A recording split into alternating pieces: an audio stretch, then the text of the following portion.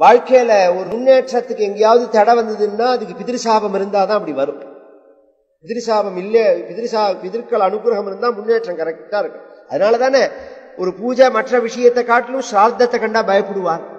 ஸ்ரத்தையா கிரியமானம் கர்மா, தர்ப்பணம் ஒழுங்கா பண்ணணும், ஸ்ரார்த்தம் ஒழுங்கா பண்ணணும், அதை விட்டுவிடக்கூடாது. ஏன்னா தந்தும் தன்வன் பிதிரும் ஏச்சேத்து.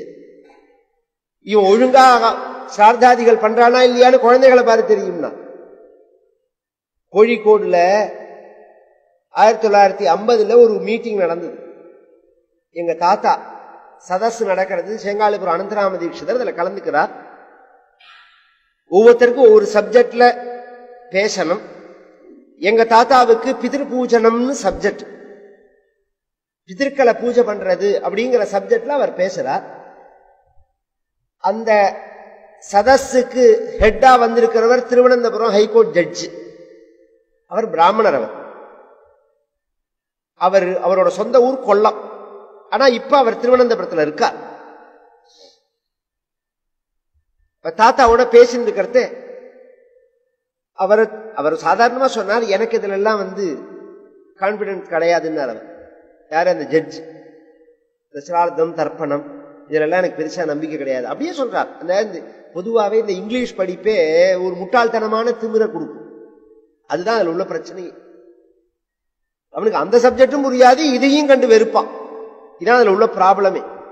நீ இதை பத்தி தெரிஞ்சுட்டு இது தப்புன்னு சொன்னா நியாயம்கலாம், இல்ல இன்னும் அதை கரெக்டா புரிஞ்சுட்டாவது சரினாலும் சரிங்களாம். அதையும் புரிஞ்சுக்க மாட்டான், இதையும் வெறுப்பான். அது மாதிரி ஒரு சிஸ்டம் அந்த இங்கிலீஷ் படிப்போட தன்மையை.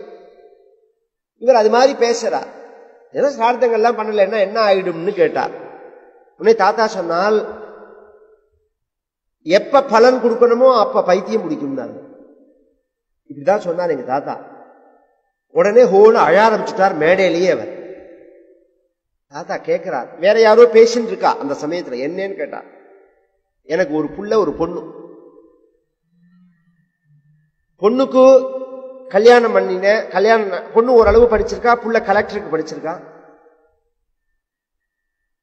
பொண்ணுக்கு கல்யாணம் பண்ணி நிச்சயம் பண்ணி கல்யாணம் மண்டபங்கள்லாம் ஏற்பாடு பண்ணி கல்யாணம் பண்ண வேண்டியதுக்கு 2 நாள் முன்னாடி சித்தப்பிரமம் வந்துருச்சு, பைத்தியம் முடிச்சுது.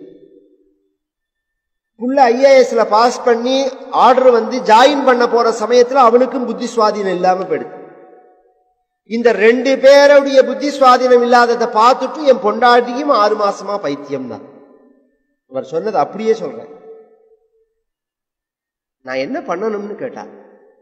தாத்தா அதுக்குள்ள நீங்க நான் அப்பா அம்மா காலமானத்திலேருந்தே நான் ஒண்ணுமே பண்ணல அப்படின்னாரு.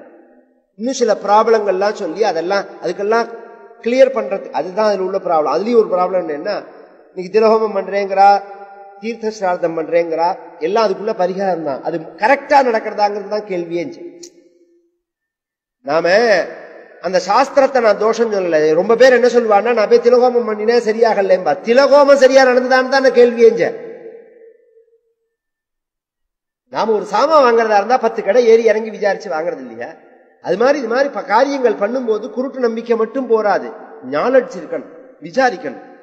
கரெக்டா இது என்ன விஷயம், இது என்ன ஒரு 1/2 மணி நேரம் செலவிச்சா புரிஞ்சு. நீங்க நாலெட்ஜ் இல்லாதனால தானே இதுல ஏமாத்தே வருது. ஒரு விஷயத்தை பேசிக்கா உள்ளதா நீங்க தெரிஞ்சுட்டேன்னாதான் ஏமாத்தாம இருப்பா. ஒரு சாமான வாங்கறதே அதை பத்தி தெரிஞ்சுக்கிறோமோ. நம்ம ஒரு காய் வாங்கினா கூட அது முத்தின காயா, பிஞ்சு காயா, வாடின காயா, நல்ல காயான்னு பாக்கிறோமோ. ஒரு காரியங்கள் பண்றதே அதை பத்தின நாலெட்ஜ் இருந்தா தானே நல்லபடியா பண்ண முடியும். நிறைய கரெக்டானபடி பண்ணினா எதுக்குமே இன்னைக்கு 2021 பலன் உண்டு, இல்லைன்னு சொல்லிடவே முடியாது.